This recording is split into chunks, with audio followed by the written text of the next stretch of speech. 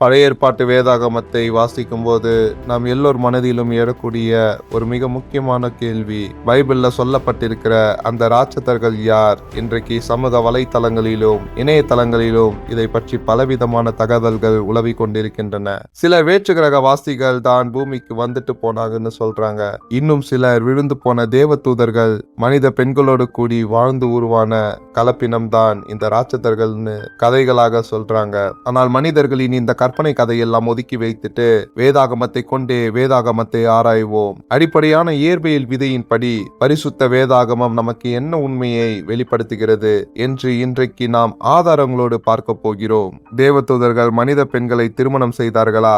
முதலில் மக்கள் எதை வைத்து தேவதூதர்கள் மனித பெண்களை கல்யாணம் பண்ணிட்டாங்கன்னு தவறாக நினைக்கிறார்கள் என்றால், பரிசுத்த வேதாகமத்தில் ஆதியாகமம் 6:2 தேவகுமாரர் மனுஷகுமாரத்திகளை அதிக சௌந்தரியம் உள்ளவர்கள் என்று கண்டு அவர்களுக்குள்ளே தங்களுக்கு விருப்பமானவைகளை எல்லாம் ஸ்திரீகளாக எடுத்துக்கொண்டார்கள். தேவகுமாரர் என்றால் தேவதூதர் தானே என்று மக்கள் நினைக்கிறார்கள். ஆனால் வேதாகமத்தை கொண்டே வேதாகமத்தை ஆராயும் போது ஆண்டவராகிய இயேசு கிறிஸ்து இதற்கு என்ன தெளிவான பதில் சொல்கிறார் தெரியுமா? மத்தேயு 22:30 உயிர்த்தெழுதலில் கொள்வினையும் கொடுப்புவினையும் இல்லை, அவர்கள் பரலோகத்தில் இருக்கிற தேவதூதரை போல் இருப்பார்கள். இயேசுவே மிக தெளிவாக சொல்கிறார், பரலோக தூதர்களுக்கு திருமண உறவோ குடும்ப அமைப்போ இனப்பெருக்கம் செய்யும் தன்மையோ கிடையாது என்று. அப்படியானால் இயேசுவின் வார்த்தைக்கு மாறாக தேவதூதர்கள் மனித பெண்களோடு கலந்திருக்கவே முடியாது. அப்படியானால் வேதாகமம் கூறும் தேவகுமாரர் என்று அழைக்கப்பட்டவர்கள் யார்? ஆதாமுக்கு பிறகு பூமியில் 2 மனித சந்ததிகள் உருவானது. 1 காயின் சந்ததி, 2 சேத்தின் சந்ததி. காயினின் சந்ததி தேவனை விட்டு விலகி சுயத்தோடும் பாவத்தோடும் வாழ்ந்த மனுஷகுமாரத்திகள். சேத்தின் சந்ததி கர்த்தருடைய நாமத்தை சொல்லி தொழுது கொள்ள தொடங்கினார்கள். தேவனை பயபக்தியோடு வழிபட்ட இந்த சேத்தின் சந்ததியினரையே வேதாகமும் தேவகுமாரர்கள் என்று அழைக்கிறது. ஆனால் நாளடைவில் இந்த தேவ பக்தியுள்ள சேத்தின் சந்ததியினர் தேவ பயமில்லாத காயினின் மகளின் அழகை கண்டு போகித்து அவர்களை திருமணம் செய்ய தொடங்கினார்கள். தேவ பக்தியும் உலக போக்கும் கலந்தபோது அங்கே மிகப்பெரிய ஆன்மீக வீழ்ச்சி ஏற்பட்டது. நெபிலீம் என்ற வார்த்தையின் உண்மை பொருள் என்ன? இங்குதான் பலரும் ராட்சதர்கள் என்ற வார்த்தையை கேட்டு பலவிதமான கற்பனையை செய்கிறார்கள். எபிரேய மூலமொழியின் நெபிலீம் என்ற வார்த்தைக்கு கீழே விழுந்தவர்கள் என்று பொருள். அதாவது இவர்கள் உடலால ஏதோ விசித்திரமான ராட்சதர்கள் அல்ல, ஆன்மீக ரீதியாகவும் ஒழுக்க ரீதியாகவும் தேவனுடைய வழியிலிருந்து கீழே விழுந்த மனிதர்கள். இவர்களும் இவர்களுக்கு பிறந்த பிள்ளைகளும் மாம்ச பலத்திலும் அதிகாரத்திலும் பராக்கிரமசாலிகளாக உருவெடுத்தார்கள்.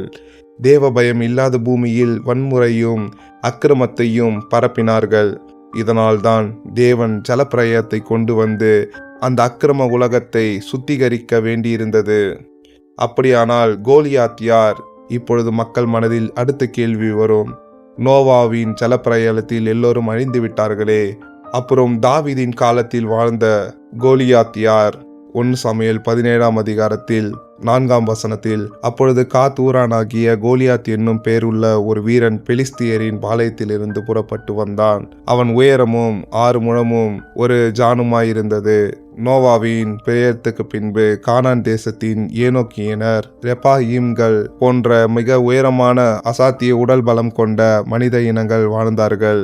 கோலியாத் ஏறக்குரிய 9 அடி உயரம் உள்ள ஒரு மனிதர். ஆனால் கவனிக்க வேண்டிய விஷயம், கோலியாத் எந்தவித தேவதூதர்களின் சந்ததியும் அல்ல. அவர் சாதாரண மனித இனத்தை சேர்ந்த மரபியல் ரீதியாக மிக பெரிய உடல் அமைப்புடன் பிறந்த ஒரு மனிதர் மட்டுமே.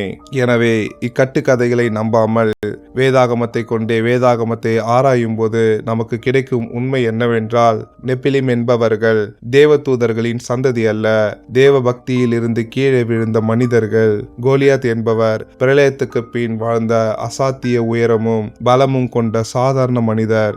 நாம் தேவ பக்தி உள்ள பரிசுத்த வாழ்க்கையை விட்டு விலகி உலகத்தோடு கலக்கும்போது ஆன்மீக ரீதியாக வீழ்ச்சி அடைகிறோம் என்பதே இந்த வரலாற்று சம்பவங்கள் நமக்கு உணர்த்தும் ஆழமான எச்சரிக்கை. பரிசுத்த வேதாகம சத்தியங்களை இதே போல தெளிவாக அறிந்து கொள்ள நம்மளுடைய பிளஸ்டு ஹோப் தமிழ் சேனலை சப்ஸ்கிரைப் பண்ணிக்கோங்க. இந்த வீடியோ பற்றிய உங்கள் கருத்துக்களை மறக்காம கமெண்ட்ல சொல்லுங்க. தேவ சமாதானம் உங்கள் அனைவரோடும் இருப்பதாக. ஆமேன்.